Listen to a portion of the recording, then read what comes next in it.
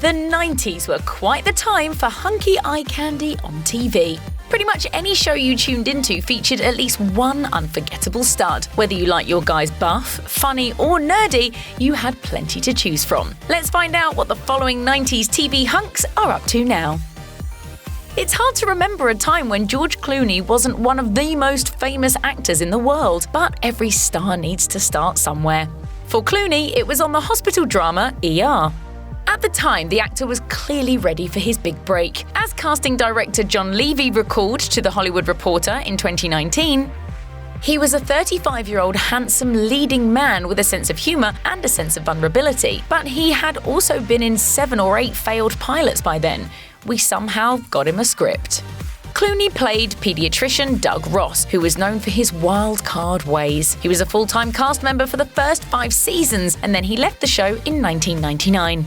His movie career then took off, which led to him pretty much dominating Hollywood. He starred in the likes of Batman and Robin, Ocean's 11 and its sequels, and many other major releases. He's also worked tirelessly behind the camera, directing such films as Good Night and Good Luck and The Ides of March. And he even co-founded the tequila company Casamigos. What can't this hunk do? Baywatch had one of the most epic opening credit sequences in TV history, as it featured attractive lifeguards running in slow motion across the beach. David Hasselhoff played one of the lifeguards, Mitch Buchanan, in more than 200 episodes over 10 seasons. During his long-running role, the actor picked up a Guinness World Record as the most-watched man on television of all time. Hasselhoff never quite achieved the same level of popularity again after Baywatch ended, but he remained a public figure, and he even had a species of crab named after him. When Men's Health asked him about the Hoff crab, he recalled, "When I finally saw a picture of it, I laughed pretty hard. It's white and it's got a hairy chest." Outside of the sea, Hasselhoff has been a bit of a national treasure in Germany. His 1989 album, Looking for Freedom, even went triple platinum in Europe. On New Year's Eve of 1989, Hasselhoff sang the title track while being hoisted by a crane above the Berlin Wall.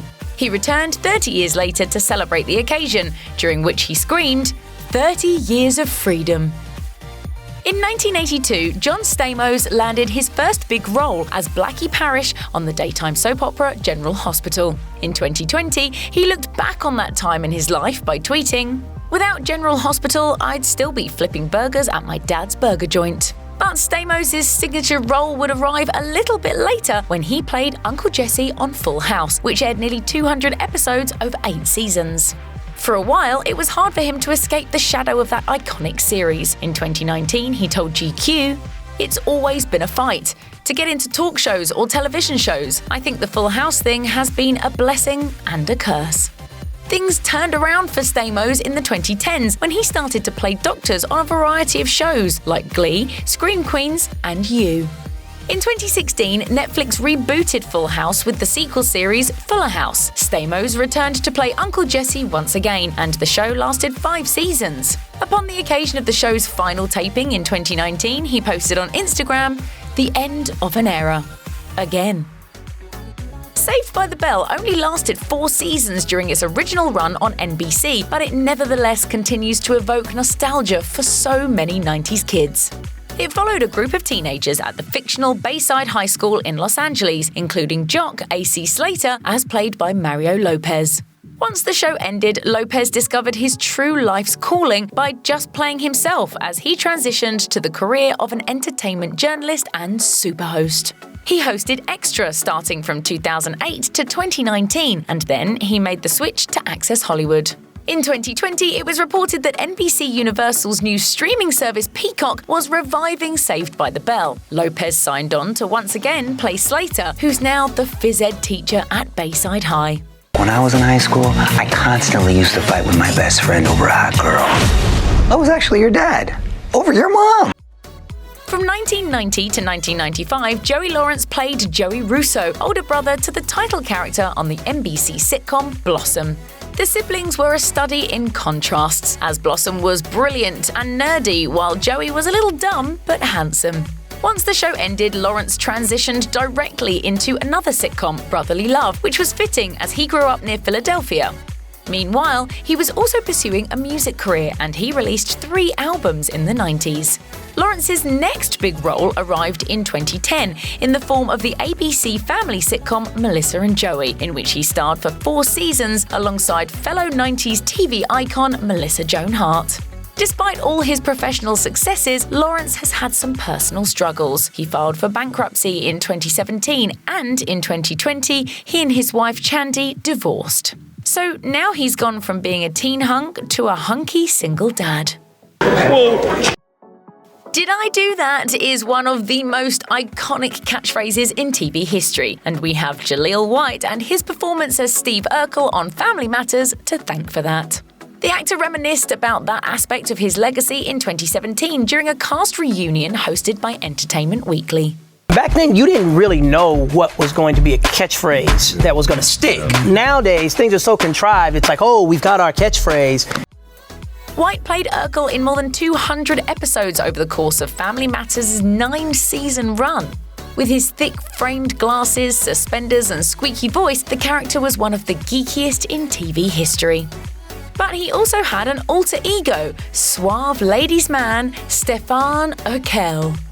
When White appeared on Dancing with the Stars in 2012, he looked back on his sitcom days and said, "Playing Stefan Urkel was life-changing for me. I was apprehensive about playing Stefan, but the executive producers saw in me the man I hadn't become yet. It introduced a new side to me. After I played that character, people started treating me differently. When I played Stefan Urkel, I showed people there was more to me to offer." More recently, White was a regular on the short-lived CBS sitcom Me, Myself and I, and he's appeared in a few episodes of the Disney Channel series Raven's Home. Long before the fight between Team Edward or Team Jacob, there was the duel between Team Angel and Team Spike among the Buffy the Vampire Slayer fandom. The show ran from 1997 to 2003, with David Boreanaz playing the mysterious and dreamy vampire, Angel.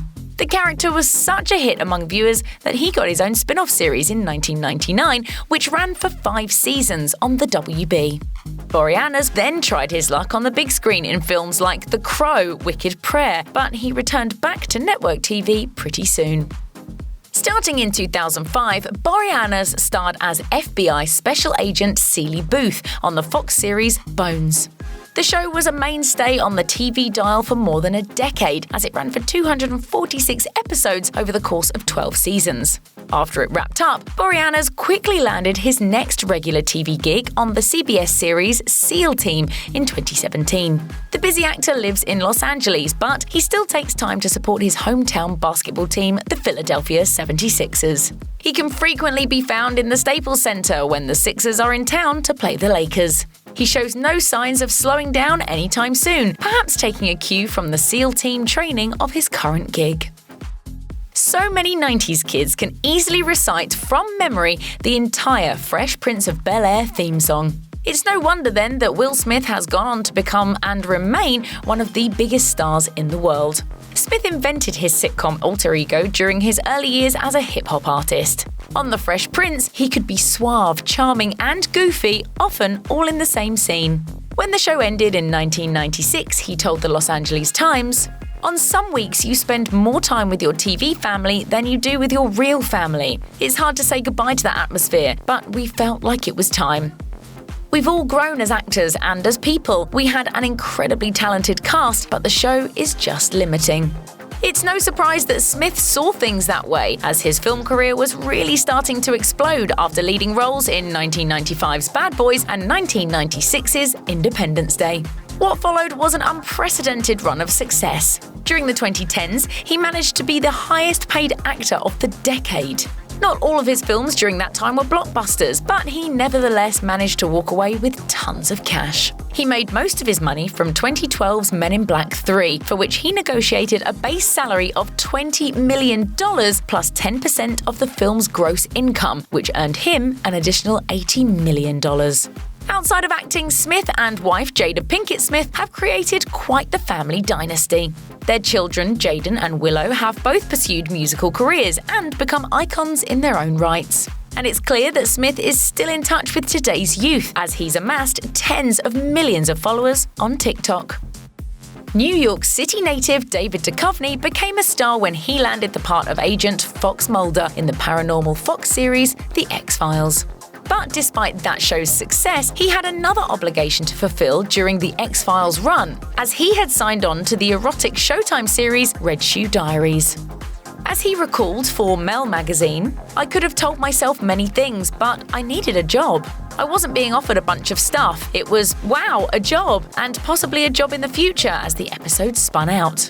That responsibility to Red Shoe Diaries certainly didn't prevent Mulder from becoming the most memorable role of Duchovny's career, though. Weirdly enough, he later returned to Showtime for his first regular post-X-Files gig, starring in 7 seasons of Californication as womanizing writer Hank Moody. This role wasn't too far from real life for him, as the Princeton and Yale grad is also a novelist himself. Duchovny reprised the role of Mulder when Fox rebooted X-Files for seasons 10 and 11 in 2016 and 2018. The actor has joked that Mulder is the worst FBI agent of all time because he never solved one case in 9 years. Another unsolved case is how Duchovny himself never seems to age. He celebrated his 60th birthday in 2020 and is still just as hunky as ever. Beverly Hills 90210 followed young and attractive characters in the ultra-wealthy title city. Jason Priestley starred as Brandon Walsh, who moves from Minnesota to Beverly Hills with his twin sister in the first season.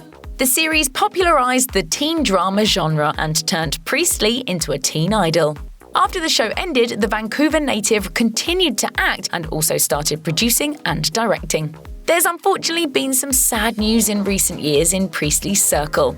When his Beverly Hills co-star Luke Perry passed away from a stroke in 2019, Priestley told Hello magazine, "Luke's passing was very difficult because Luke was also a big part of my personal life. His passing was so sudden and so unexpected that it was very difficult to process, and it's still difficult to process." Not having him there, he definitely left a vacancy there that we all felt.